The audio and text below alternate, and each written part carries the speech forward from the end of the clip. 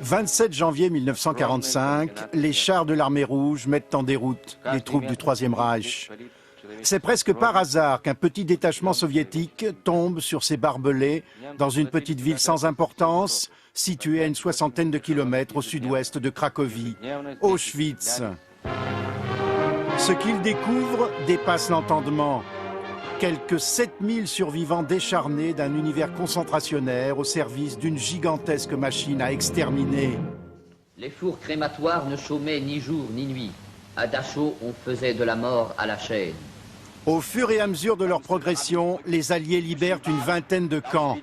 Dachau, près de Munich, Buchenwald, Ravensbrück, Mauthausen, Bergen-Belsen, dont ici le commandant et ses capots sont alignés devant les soldats anglais.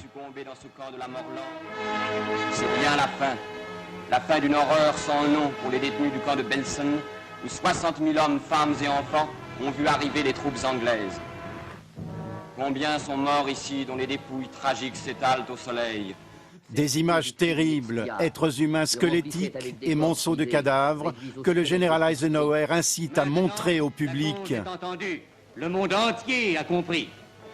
Et tous ces spectacles devant lesquels il faut respirer des selles, mais devant lesquels aussi il faut ouvrir les yeux et serrer les dents. Rien ne paiera jamais cela. 6 millions de Juifs ont été les victimes de la barbarie nazie, dont Auschwitz est devenu le symbole emblématique, en même temps que le lieu de mémoire. C'est ici où le mal absolu a été perpétré, que la volonté doit renaître d'un monde fraternel, d'un monde fondé sur le respect de l'homme et de sa dignité. Il fut difficile pour les rescapés et pour les familles marquées dans leur chair de raconter l'indicible. Au sein de l'association des filles et fils de déportés juifs de France, 70 ans après la libération de ces camps d'infamie, leurs enfants et petits-enfants demeurent les militants du souvenir.